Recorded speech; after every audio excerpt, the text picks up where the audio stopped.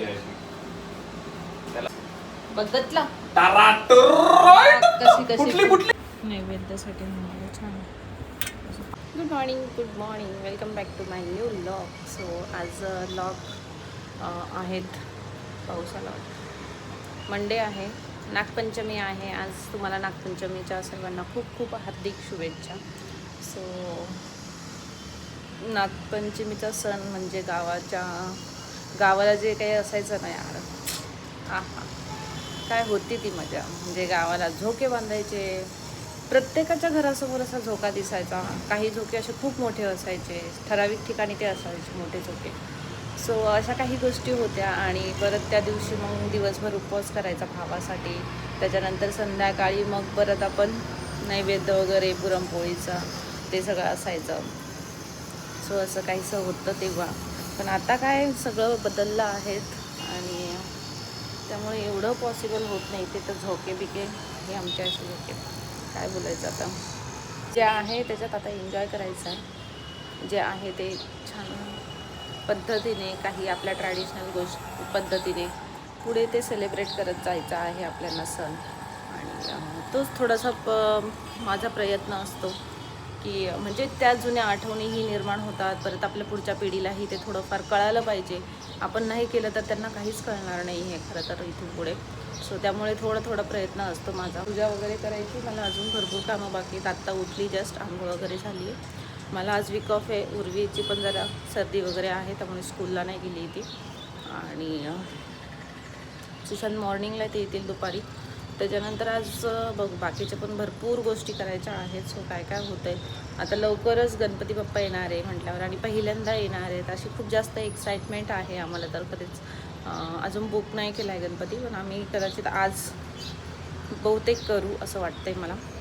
So बघू काय होतं आहे, तेही पुढे तुम्हाला कळेलच. आणि त्याचबरोबर साफसफाई, मेन साफसफाईचा ते आलं की मला बर्डन येतं साफसफाई करायचं म्हटलं की. म्हणजे ॲक्च्युली मला साफसफाई आवडते करायला, पण माझं कसं होतं आहे ना, माझ्या कामाच्या याच्याने किंवा मला बाकीचं सगळं ॲडजस्ट करून मला ते सगळं करायचं असतं. सो मग मी काय करते, थोडं एक कवर करणार आहे. आता जवळपास महिना राहिला आहे. आज 16 तारीख आहे. मग 16 नाही 17 तारीख आहे आज. म्हणजे महिना पण नाही राहिला आहे गणपती बाप्पाला यायला. सो मग म्हटले थोडी तयारी करूया. एक पार्ट आपण रोज थोडं साफ करूया. आणि आज उपवास पण असणार आहे आज, कारण की नागपंचमीचा उपवास भावासाठी धरला जातो. आणि येस, सो आता हे सगळं असं काही असणार आहे. आता उपवासाला काय करायचं आहे माहीत नाही मला, बघू. आणि उर्वीसाठी पण मग काहीतरी वेगळं बनवायला लागेल, नाही तर काहीतरी बघू, आता डिसाईड करते. सो आवरते. सो आता इथे देवपूजा वगैरे आवरली माझी. आणि आता मी ना हे कप्पे क्लीन करते. हे ड्रावर जे आहे ते मला क्लीन करायचं आहे. त्याच्यात बघू थोडंसं क्लीन करून घेते. हे सगळं इकडे पसारा आहे, आता हे पण काढते. आणि सगळं हे दिवे पण ठेवून द्यायचे त्या दिवशीचे माझे सगळे.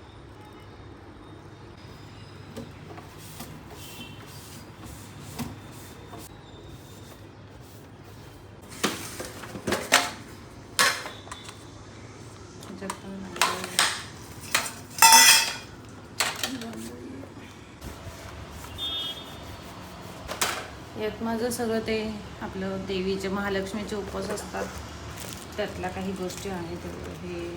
हे परत हे काही पुस्तकं आलेली असतात ते वाले आहेत.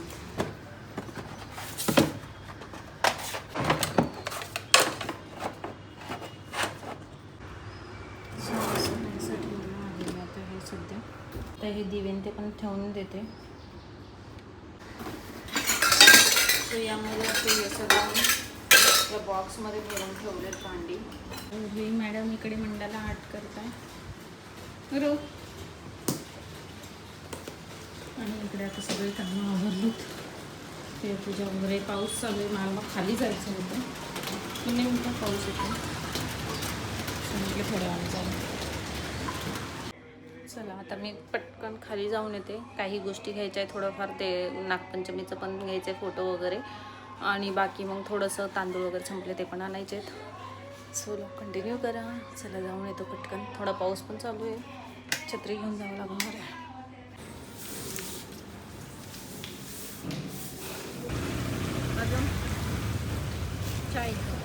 बेल बेलगन 50 झाले. दथुरा खाऊची पाच.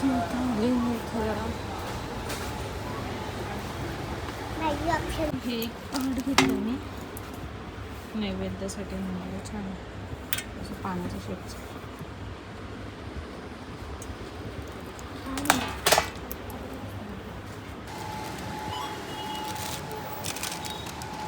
कुणाला मी फक्त हे झिरकं बनवलं आहे आणि अशी बटाट्याची भाजी बनवली. बटाटे जरा जास्त उकडले होते म्हणून ते बारीक बारीक दिसतात आणि यम्मी झाली आहे. सो हेच मी आज खाणार आहे. पुरण बनवलेलं असं मस्त पुरण झालं आहे. संध्याकाळी मस्त पोळ्या करून गरम गरम. सो आता माझं पुरण वगैरे बनवून झालं आहे आणि पीठ चाळून घेतलं कपड्याने मस्त. आता फक्त ते पीठ मळून ठेवते आणि मी पुरणपोळी करून घेणार आहे आज म्हटले. आणि आंटीला बाकीचं मग फक्त आल्यानंतर त्या भांडे वगैरे घसून जातील. आणि आजचा फक्त पुरणपोळी दूध असणार आहे पुरणपोळीबरोबर. त्याच्यानंतर आणि डाळ भात असणार आहे. बाकी जास्त काही खाणं होत नाही. कुरडई भजे काढले तरी ते थोडंफार खातात आणि बाकीचं मग ते तसंच वेस्ट होत जातं. आणि खायला पण किती जण असतात. आम्ही 2 जण खातो. उर्वी तर काय एवढी एक पुरणपोळी खायला, त्याच्या व्यतिरिक्त जास्त काही ती खाणार नाही. सो त्यामुळे म्हटले फक्त पुरणपोळी आणि डाळ भात बनवूया आणि असं सिम्पल थोडंसं जेवण करूया आपण मस्त. उपवास पण आहे आज माझा. उपवास सोडेल. तर चला आता मी माझं थोडंसं देवाचं राहिलं होतं. सकाळी मी ते सामान घेऊन आल्यानंतर दुपारी ते तसंच ठेवलं. आता म्हटले आता पूजा करून घेते, आवरते. So stay tune.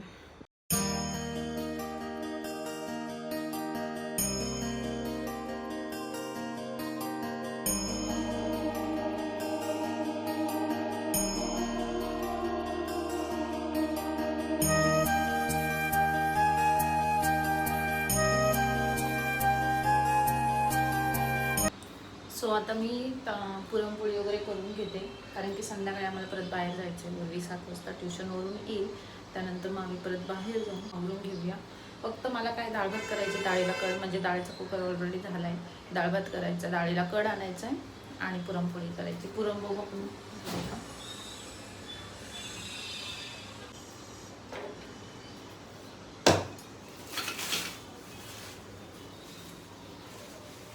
एक ट्रिक सांगते. जर कधी तुम्हाला म्हणजे हे कुकरच्या वरती जेव्हा पाणी येतं ना तेव्हा हे टिश्यू पेपर असा एक फाडून तिथे लावून द्यायचं. पाणी ते शोषून घेतं. छोटीशी ट्रिक आहे.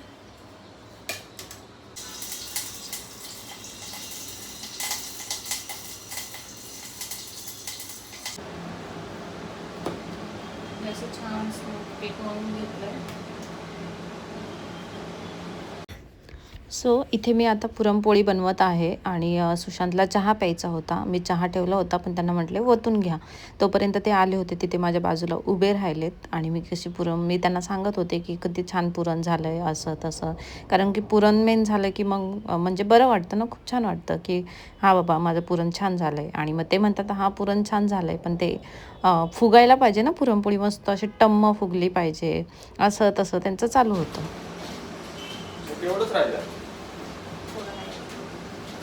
गणपतीच्या वेळेस सांगायला लागलं आपण. तुम्ही जाता तेव्हा घेऊन तेव्हा लागेल ना आपल्याला. सांगून ठेवावं लागेल स्वप्नाला काढून.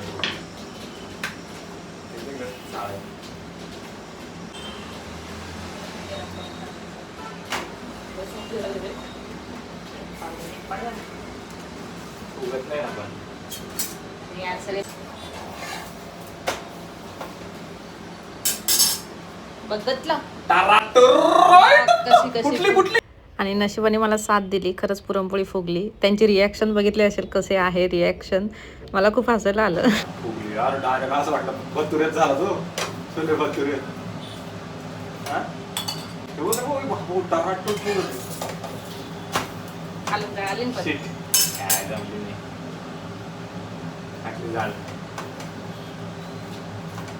तुला बोललो होतो ना हवा काढ. त्याच्यामुळे काय झालं, मधलाच भाग फक्त गरम झाला.